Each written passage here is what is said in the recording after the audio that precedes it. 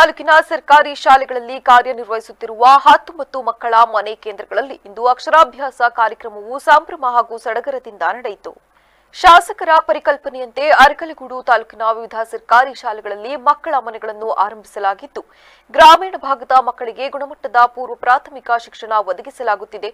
ಈ ಮಕ್ಕಳ ಮನೆಗಳಲ್ಲಿ ಅಕ್ಷರಾಭ್ಯಾಸ ಕಾರ್ಯಕ್ರಮವನ್ನು ವಿಶೇಷವಾಗಿ ಆಯೋಜಿಸಿ ಮಕ್ಕಳ ಶೈಕ್ಷಣಿಕ ಪಯಣಕ್ಕೆ ಶುಭಾರಂಭ ಮಾಡಲಾಯಿತು.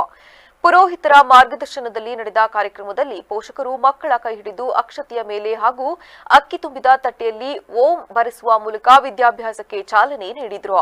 ಮಕ್ಕಳ ಮನೆಗಳಲ್ಲಿ ನಡೆದ ಈ ಅಕ್ಷರಾಭ್ಯಾಸ ಕಾರ್ಯಕ್ರಮವು ಮಕ್ಕಳ ಶೈಕ್ಷಣಿಕ ಜೀವನಕ್ಕೆ ಶುಭಾರಂಭ ನೀಡುವುದರ ಜೊತೆಗೆ ಭಾರತೀಯ ಸಂಸ್ಕೃತಿ ಮತ್ತು ಪರಂಪರೆಯನ್ನು ಪರಿಚಯಿಸುವ ಅರ್ಥಪೂರ್ಣ ಕಾರ್ಯಕ್ರಮವಾಗಿ ಎಲ್ಲರ ಮೆಚ್ಚುಗೆಗೆ ಪಾತ್ರವಾಯಿತು.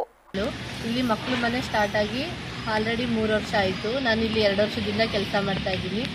ಈ ಮಕ್ಕಳ ಮನೆ ಎಂಬ ಪರಿಕಲ್ಪನೆಯು ಶಾಸಕರ ಕನಸಿದ್ದಂತೆ ಅವರು ಅವ್ರ ಪತ್ನಿಯವರು ಸೇರಿ ಮಂಜು ಸರ್ ಮತ್ತು ತಾರಾ ಎ ಮಂಜು ಮೇಡಮ್ ಅವರು ಸೇರಿ ಹಾಗೂ ಹಿರಿಯ ವಿದ್ಯಾರ್ಥಿಗಳ ಸಹಕಾರದಿಂದ ರೂಪಿಸಿರುವಂಥದ್ದಾಗಿದೆ. ಇಲ್ಲಿ ಅರಕಲಗೂಡು ತಾಲೂಕಲ್ಲಿ ಒಟ್ಟು ಇವಾಗ 19 ಮಕ್ಕಳ ಮನೆ ಶಾಲೆಗಳಿವೆ. ಅದರಲ್ಲಿ ಮೊದಲನೆಯಾಗಿ ಸ್ಥಾಪನೆಯಾಗಿದ್ದು ಹಣ್ಯಾಳು. ಇಲ್ಲಿ